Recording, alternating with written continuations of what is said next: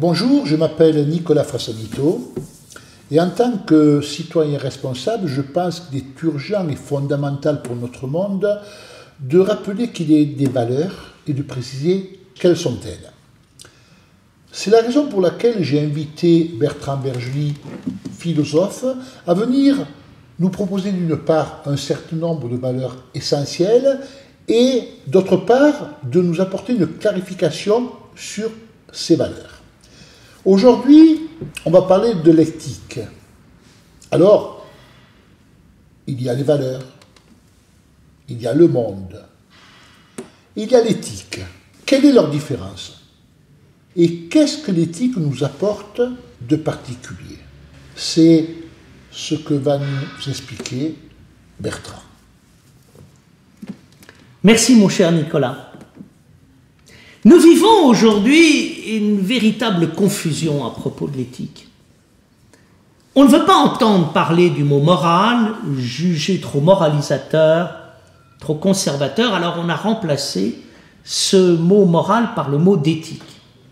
Et puis on a mis des comités d'éthique avec des gens qui ont beaucoup de bonne volonté, beaucoup d'honnêteté et qui essayent de donner des bonnes règles. Mais il y a un problème qui se passe, c'est que de temps à autre dans la vie, on a affaire à des problèmes qui sont des problèmes de morale et pas des problèmes d'éthique. Des problèmes de morale, c'est des problèmes de principe, ce n'est pas des problèmes de comportement. Si j'appelle morale la science des principes et si j'appelle l'éthique la science des attitudes et des comportements, ben, à un certain moment, je ne peux pas tout régler par l'éthique.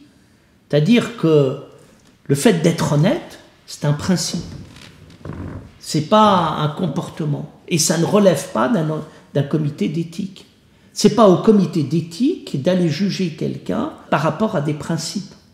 Je parle d'éthique quand à un moment, plusieurs comportements sont possibles et que je choisis tel autre. Tel comportement par rapport à tel autre. L'éthique ne pose pas des problèmes de principe. Problème de principe, c'est autre chose. Alors, on a mis en place des comités d'éthique pour ne pas avoir affaire à des comités de morale, mais on s'aperçoit que de la morale, il en faut. Comme de l'éthique, il en faut. Je crois qu'il nous faut remettre de l'ordre dans la maison de la morale, et pour cela, il faut bien distinguer le plan des valeurs, le plan de la morale et le plan de l'éthique. Les valeurs renvoient à la vie sociale dans laquelle nous sommes et à la diversité des engagements individuels. Et donc, dans la vie sociale, il y a des engagements et puis on voit ce que sont ces engagements et ce qu'ils valent. La caractéristique des valeurs, c'est de parler de société, d'individus et d'engagement. Sartre, quand il parle de morale, il entend par morale un individu qui s'engage pour un certain nombre de valeurs, lesquelles vont être acceptées ou pas par la société.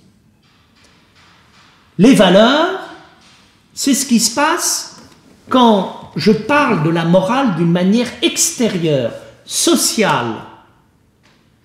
Tous les jours, nous avons affaire à des valeurs, il y a différents engagements et on voit ce que valent ces engagements dans le marché des valeurs. On achète ou on n'achète pas, on prend ou on ne prend pas. Bien, on a parlé des valeurs et on en parle quand on parle de la morale en général. Et quand on parle de la relativité des choses sociales, individuelles et humaines. Là, on entendra dire que chacun a sa morale, chacun a sa manière de voir, chaque société a la manière de voir. Oui, ça fait partie de la relativité des choses. La morale, c'est autre chose. La morale, c'est ce qui se passe quand j'ai affaire à des principes. Et là, je ne me situe pas par rapport à la société, je me situe par rapport à la raison, et tout simplement par rapport à une chose très simple. Il y a des choses qui se font, et il y en a d'autres qui ne se font pas. Et là, on est dans le sérieux et la loi fondamentale. Celui qui a très bien parlé de la morale, c'est Kant, et Kant a très bien parlé de la morale, en expliquant que la morale était liée à un impératif absolu, c'est le « il faut parce qu'il faut ». Et il faut parce qu'il faut, c'est le principe même de la loi, qui est la loi de toutes les lois. C'est-à-dire, où on fait n'importe quoi, on n'a aucun principe, où on a des principes, et on a le principe de tous les principes qui est d'avoir des principes. Et donc, à un moment, je fais des choses par sérieux. On est sérieux, on n'est pas sérieux.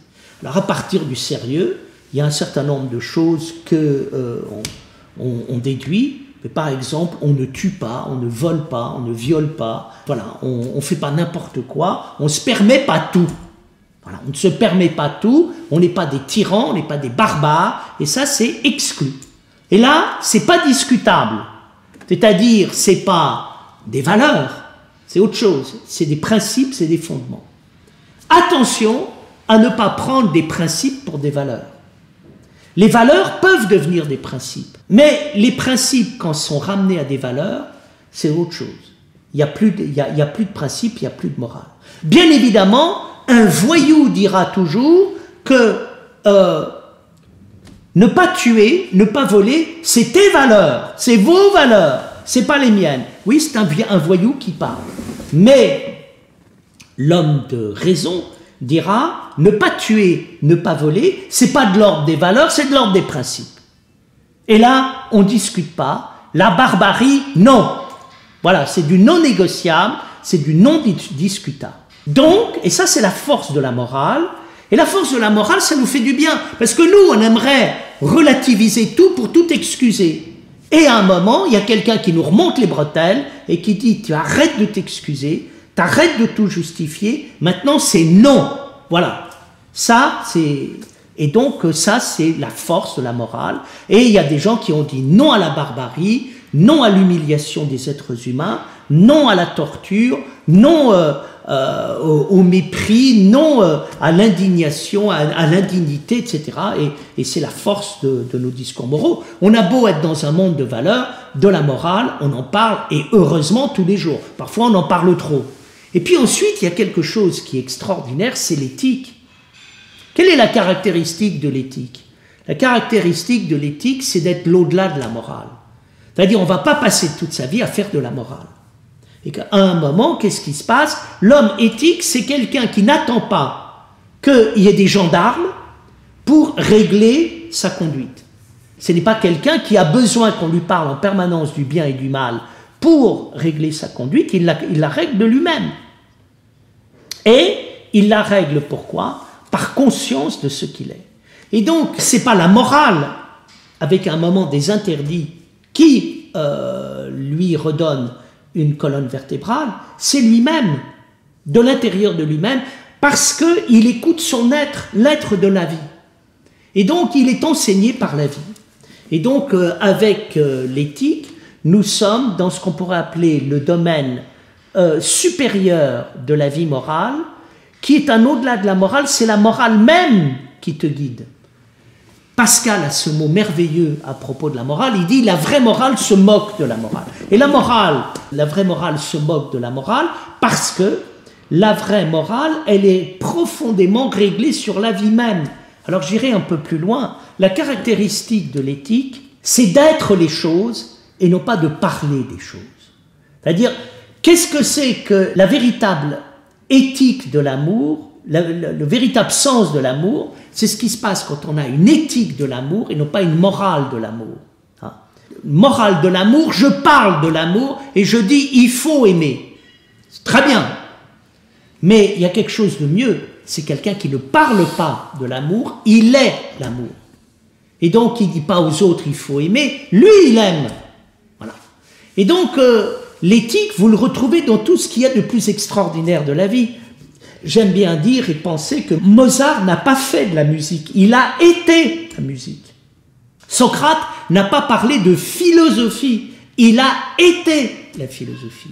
Le Christ n'a pas parlé de religion ou d'amour, il a été la religion, il a été l'amour. Et là, on a affaire à quelque chose d'autre où tout d'un coup, on est libéré de la morale, mais par le haut. C'est pas je suis libéré de la morale parce que chacun fait ce qu'il veut et j'appelle morale ce qui me plaît. Je suis libéré de la morale parce que je suis dans un sérieux de l'existence qui est au-delà du sérieux et qui est l'être même. Alors là, il faut dire que quand quelqu'un arrive à parler de l'éthique, de l'amour, du sérieux, de la sagesse comme ça, ben, c'est quelque chose de tellement sidérant, de tellement extraordinaire qu'on s'en souvient encore. C'est-à-dire, quels sont les êtres qui nous ont le plus marqués dans la vie? Ce sont parfois ce qu'on appelle des figures éthiques où tout d'un coup, vous voyez l'amour apparaître.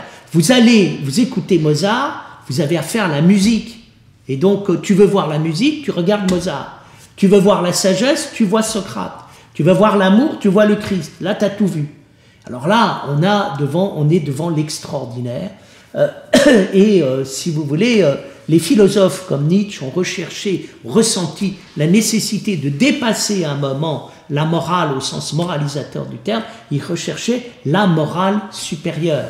La morale supérieure, elle existe, elle est très rare, elle est très extraordinaire. C'est le moment où, eh bien, on hait les choses, on ne fait pas les choses parce qu'il y a un gendarme derrière qui nous oblige à les faire, on les fait, je dirais même, par amour même de la vie et conscience de la vie que l'on a.